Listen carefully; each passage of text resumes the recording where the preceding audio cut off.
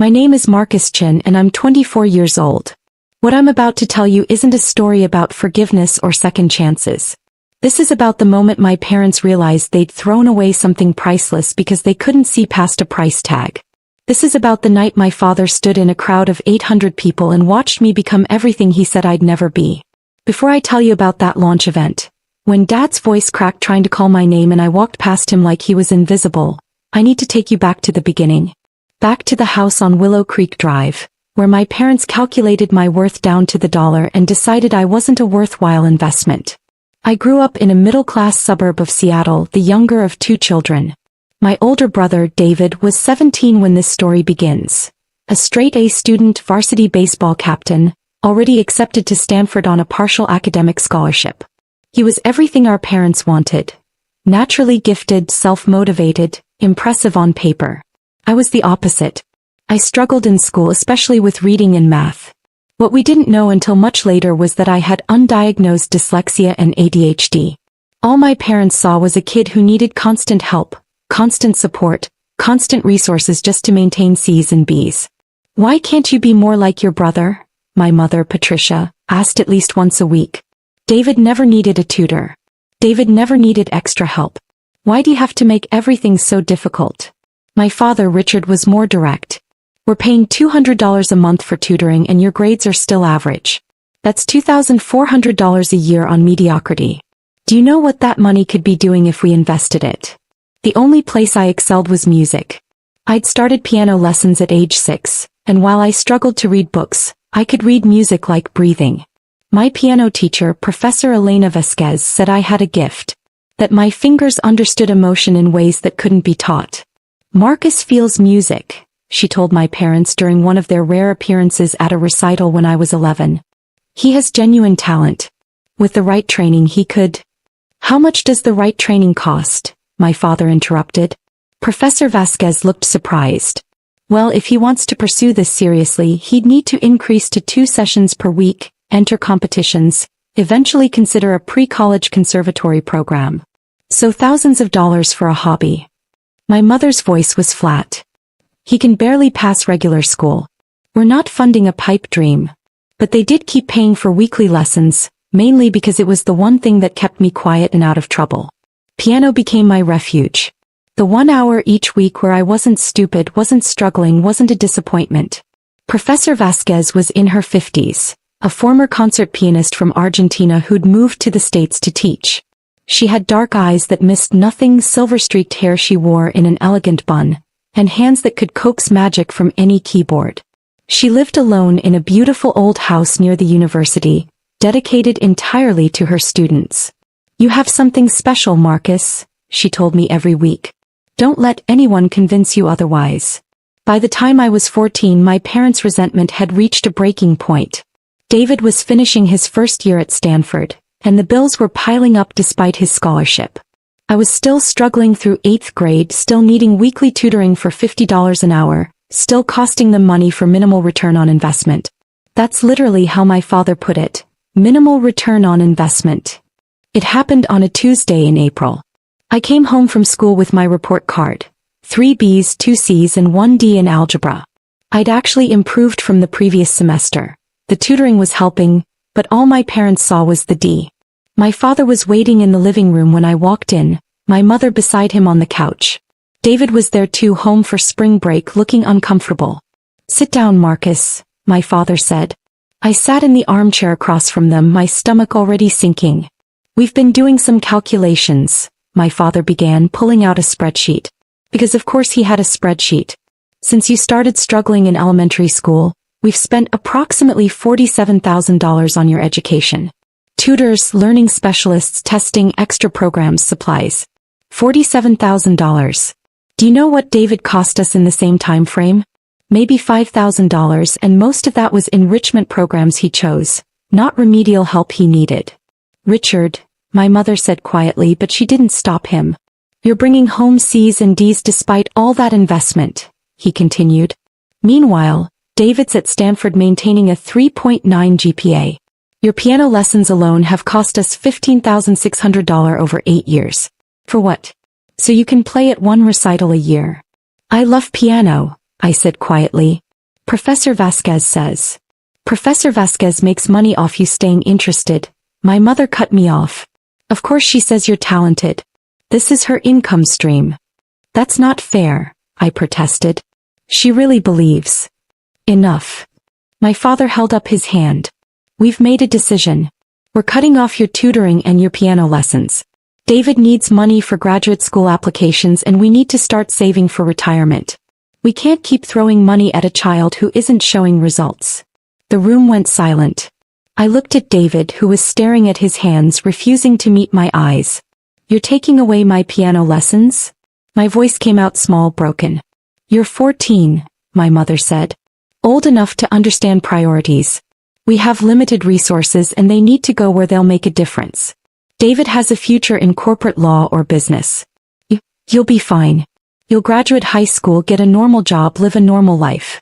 Not everyone is meant for greatness, Marcus. Something inside me cracked. Professor Vasquez offered me a scholarship. A full scholarship to her summer intensive program. She believes in me. A scholarship means she keeps you hooked, my father said dismissively. Then later there are fees, travel costs, equipment costs. We've seen this before. The answer is no. But the discussion is over. My father stood up. You'll finish out this month's piano lessons since they're already paid for, but that's it. And tutoring ends immediately. You'll have to figure out school on your own like David did. If you're genuinely enjoying this story, please consider hitting that like button. Your support helps me continue creating content like this. I went to my room and cried for hours. Piano was the only thing I had. The only place I felt talented, capable, worthy. And they were taking it away because it didn't produce the returns they wanted. That night I heard them talking in the kitchen. I'd come downstairs for water and froze when I heard my name. Maybe we're being too harsh, my mother was saying. He's still just a kid.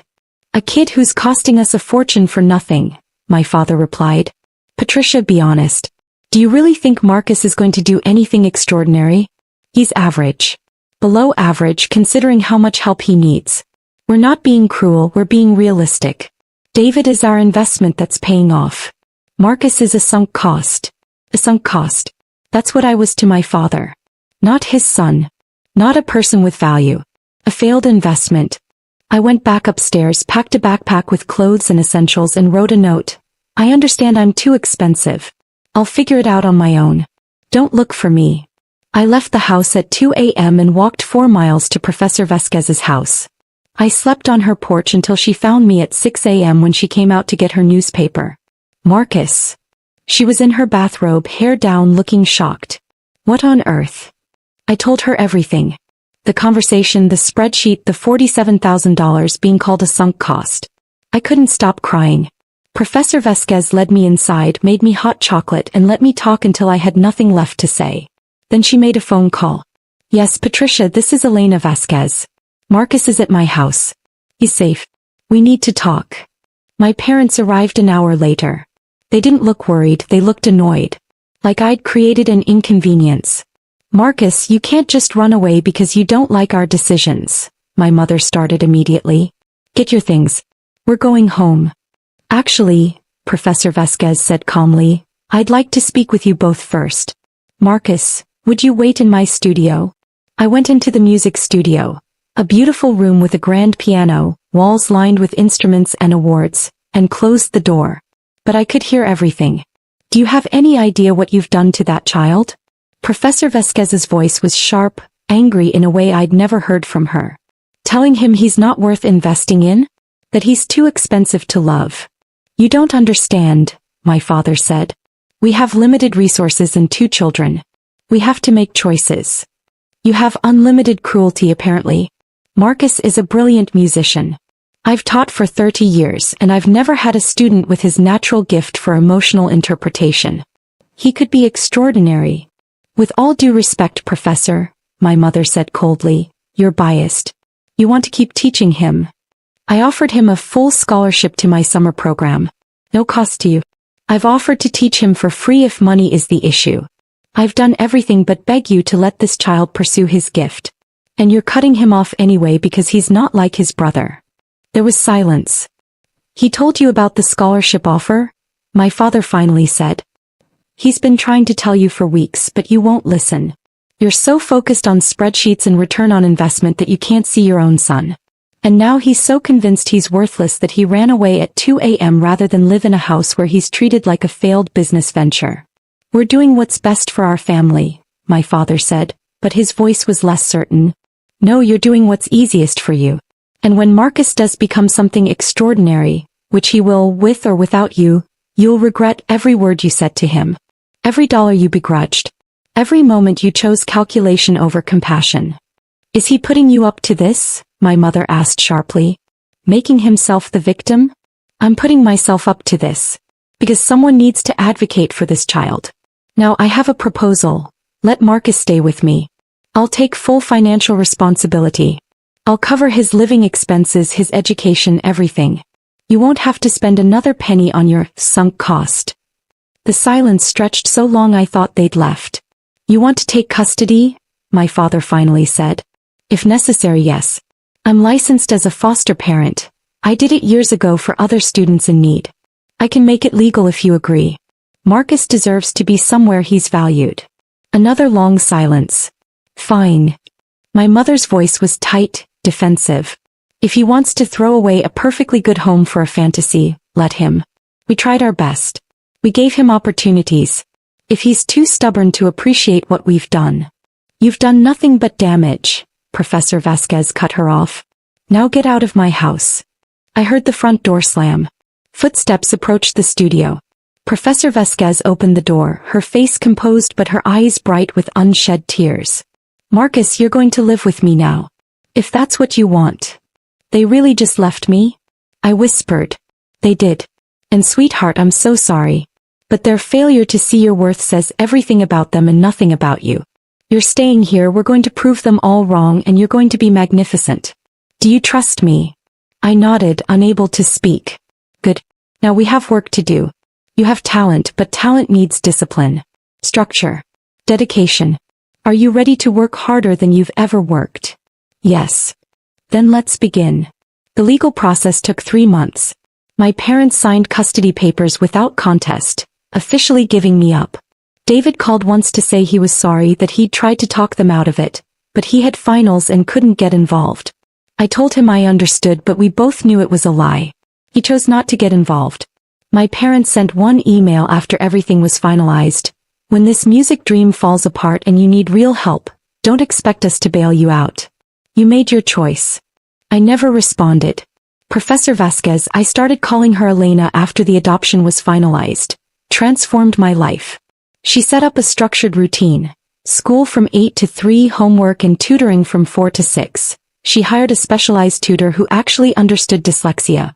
Piano practice from 7 to 9, dinner and family time from 9 to 10. Family time? I asked the first week. Yes. We're family now. We eat dinner together, we talk about our days, we exist as people, not just teacher and student. You need to know you matter beyond your talent. She got me tested for learning disabilities and finally got the dyslexia and ADHD diagnoses. With proper support and medication, my grades climbed to B's and A's. Turned out I wasn't stupid, I just had a brain that worked differently. But music was where I soared. Under Elena's intensive training, I progressed faster than I'd ever imagined possible. She entered me in competitions and I started winning. Regional competitions, then state, then national. By 16, I'd won the Young Artists International Piano Competition, performing at Carnegie Hall. My biological parents weren't there. David sent a congratulations text. Elena was there, crying in the front row, standing to applaud until her hands were red. You're extraordinary, she whispered afterward, hugging me tight. Never forget that. During my high school years, Elena and I talked often about the problem I'd seen.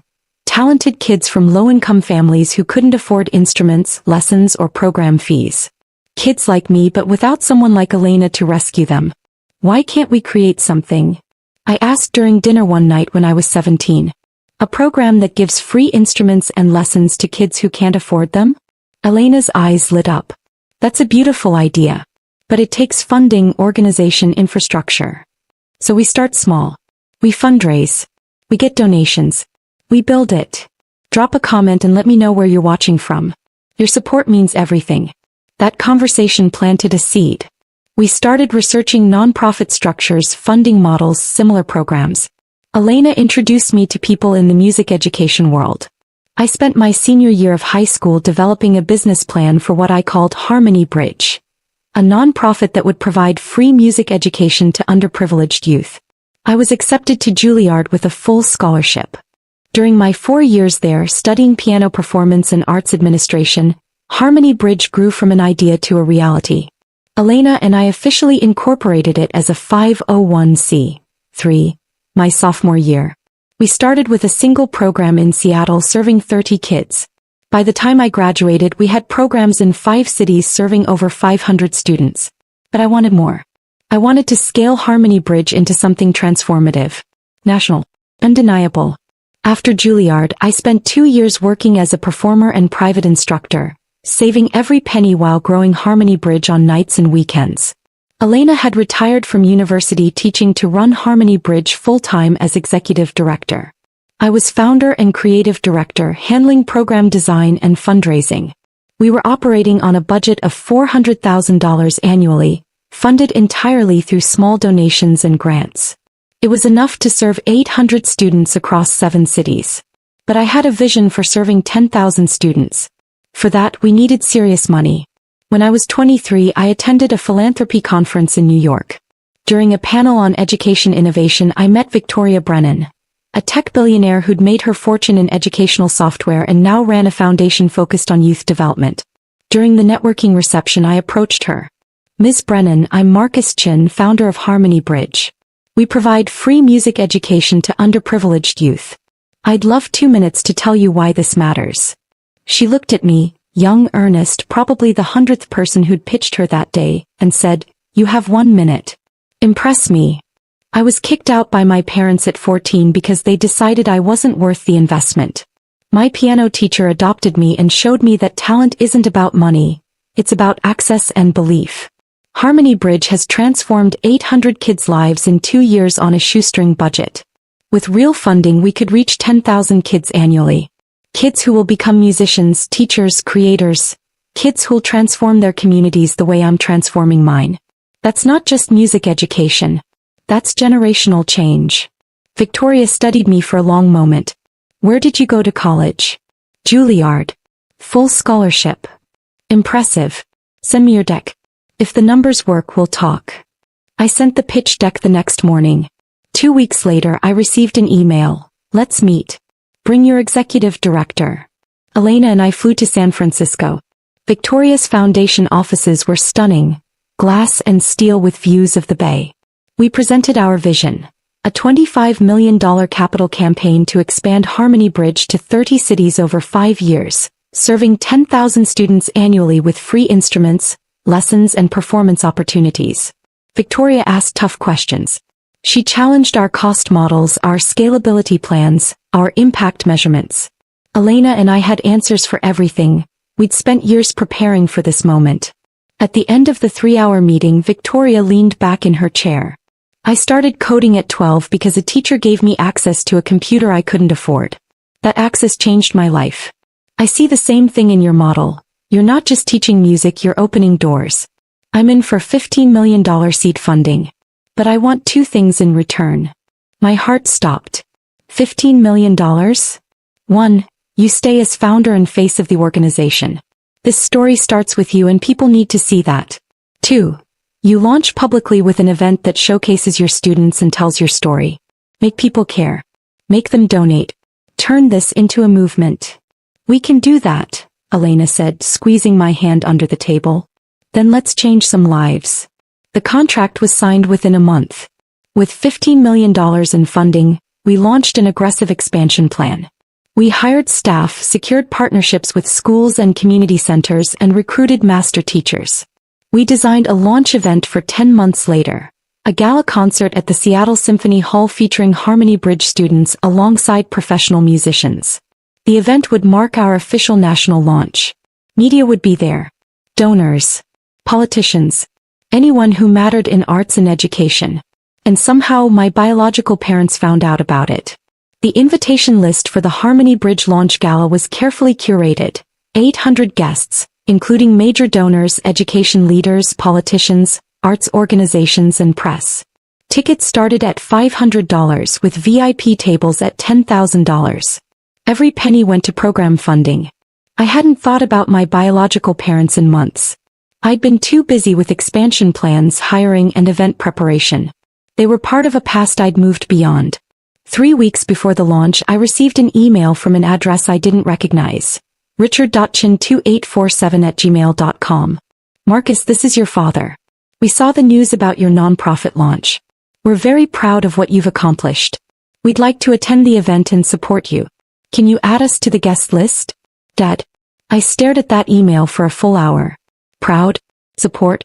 Where was that pride when they called me a sunk cost? Where was that support when they kicked me out? I showed Elena. What do you think I should do? She was quiet for a moment. What do you want to do? Part of me wants to tell them to go to hell. Part of me wants them there so they can see exactly what they threw away. Then let them come. But Marcus, they'll be just another face in the crowd. This is your night. Your achievement. Don't let their presence steal your joy. I replied to the email. 2 tickets will be at will call under your names. Tickets are $500 each. See you there. My father responded immediately. We thought family might be comped. I didn't reply to that one. The week before the launch, press coverage intensified. Local news ran features on Harmony Bridge. NPR did an interview with me about access in arts education. The Seattle Times published a profile, From Abandoned Teen to Philanthropist, Marcus Chen's Mission to Make Music Accessible. The article included my story, the parents who kicked me out, the piano teacher who saved me, the nonprofit built on the belief that every child deserves access to beauty. It went viral. Suddenly, everyone wanted to talk about Harmony Bridge. Donations flooded in. The gala sold out completely with a waiting list of 200 more people wanting tickets. My biological parents were already on the list, so they had their seats. Row M, Section 2. Not VIP. Not special. Just regular attendees like everyone else. The night of the launch arrived. Seattle Symphony Hall glowed with lights. Red carpet. Photographers. Local celebrities. It was surreal.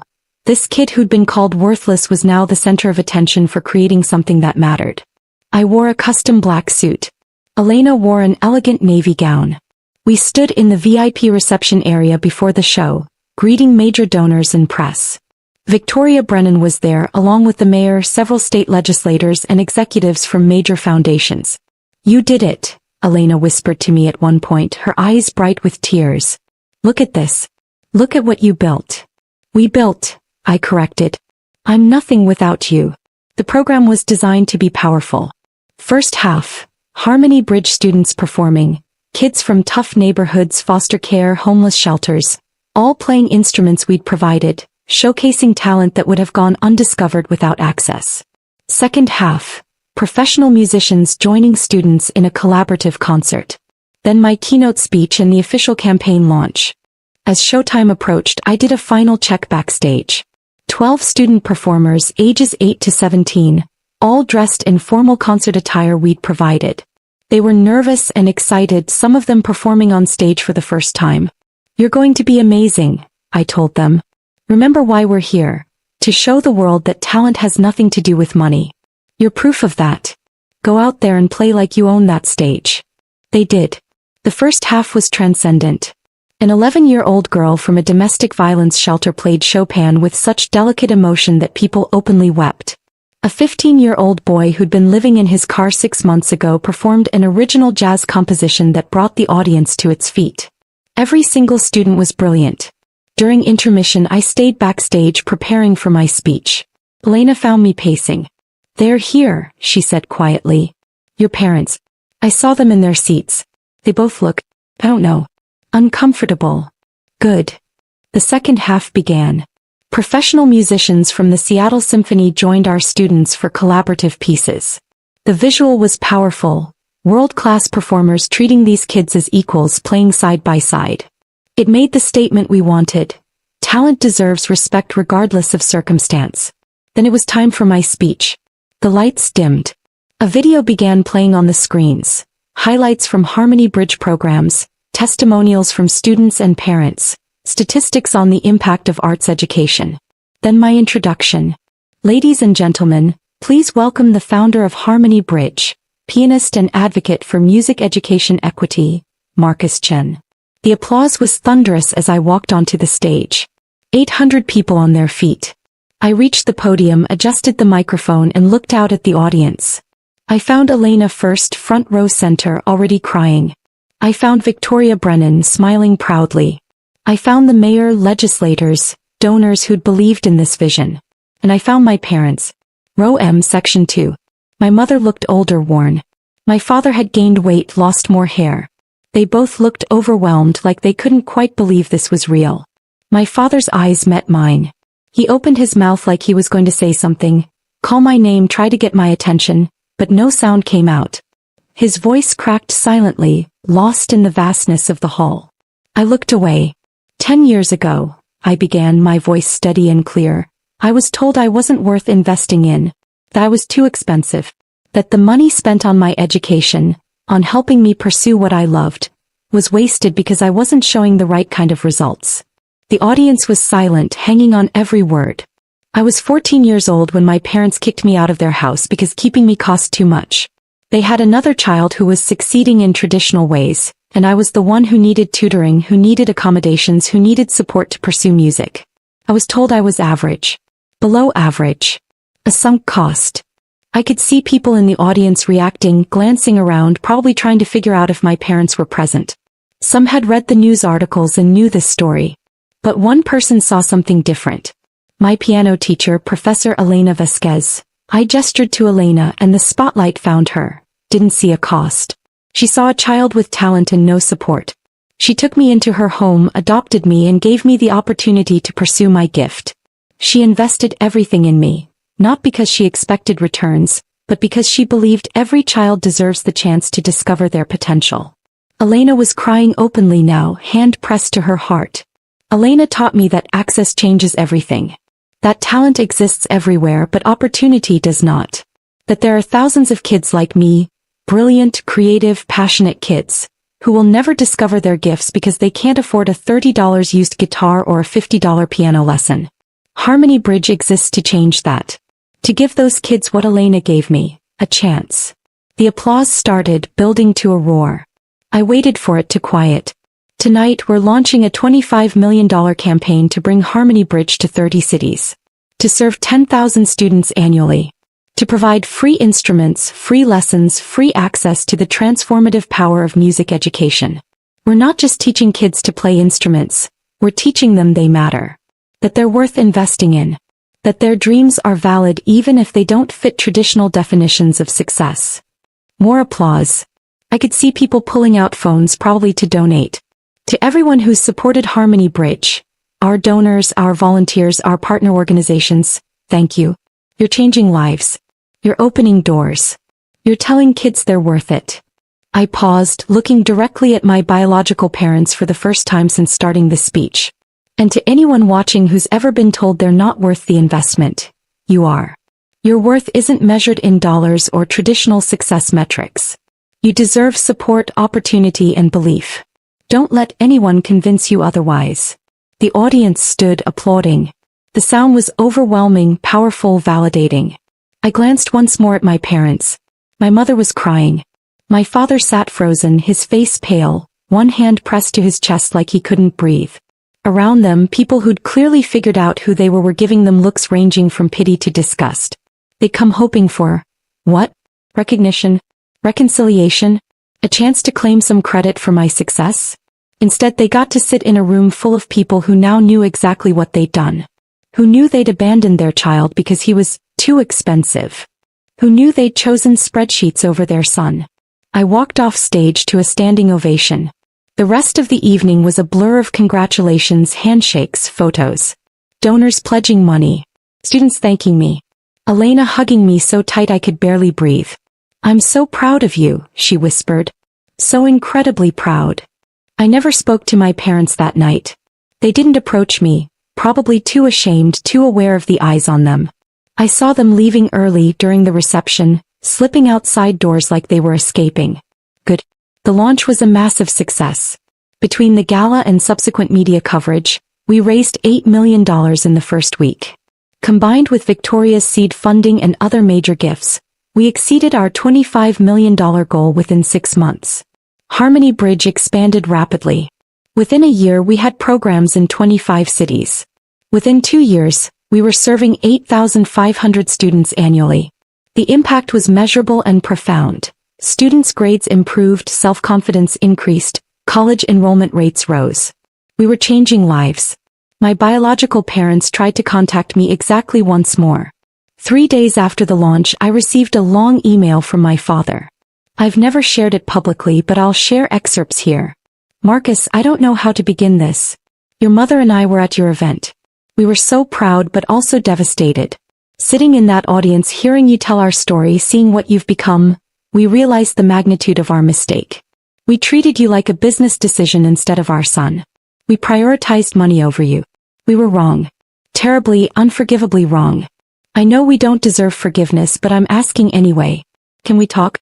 Can we try to rebuild? We want to know you. We want to be part of your life. Please. Dad. I read that email 3 times. I felt nothing. No anger, no satisfaction, no sadness. Just nothing. I replied with one line, you made your choice 10 years ago. I made mine tonight. Good luck with your lives. Then I blocked the email address. My brother David reached out separately. He'd seen the news coverage and wanted to apologize for not standing up for me back then. We met for coffee and he was genuinely remorseful, but the relationship was too broken. We're cordial now, we email on birthdays, but we're not brothers in any real sense. He stayed with them. He made that choice. I'm 27 now. Harmony Bridge is a nationally recognized organization operating in 35 cities, serving over 12,000 students annually with an operating budget of $18 million. We've won awards, been featured in national media, and changed thousands of lives. I still perform occasionally, benefit concerts, demonstrations with students, special events. But my real passion is this organization, this mission. Every kid we serve is a kid I used to be. Talented but unsupported, passionate but dismissed, worthy but told otherwise. Elena is 63 now, still our executive director, still my mom in every way that matters. She walks through our programs and cries happy tears seeing kids discover music the way I did. She tells them they're extraordinary. She makes them believe it. I heard through mutual acquaintances that my biological parents divorced 2 years ago. The shame of the public exposure apparently destroyed what was left of their marriage. My father is living alone in a small apartment. My mother moved to Arizona to be near her sister. David checks in on them occasionally out of obligation, but even he admits the relationship is strained. They lost everything trying to protect their investments. Meanwhile, the son they threw away built something that outlasted them. Sometimes people ask if I ever regret the speech at the launch. If I think I was too harsh making my parents' abandonment public like that. I don't regret it. That speech wasn't about revenge, it was about truth. It was about showing every person in that room and everyone who heard the story afterward, that children aren't investments to be calculated. They're people to be loved, supported, and believed in regardless of the price tag. My parents taught me what not to be. Elena taught me what to be. And Harmony Bridge is the result of both lessons. If you're reading this and you've been told you're too expensive, too difficult, not worth the investment, please hear me. Those people are wrong. Your worth isn't determined by what you cost or what you produce. Your worth is inherent. You deserve support, opportunity, and unconditional belief. Find your Elena. Find the people who see your potential and invest in you because they believe in you, not because they expect returns. Build something meaningful with that support. And then prove every doubter wrong by becoming exactly who you were meant to be. I'm living proof it's possible. And Elena. Thank you. For seeing me when I was invisible. For believing in me when I was called worthless. For teaching me that love isn't conditional and family isn't biology. Everything I am, everything I've built, exists because you said yes to a scared 14-year-old kid on your doorstep. I love you. Always. This is Marcus Chen, founder of Harmony Bridge, reminding you that every child deserves access to beauty, opportunity, and unconditional belief. We're going to keep opening doors until every kid gets that chance. Thank you for listening to my story.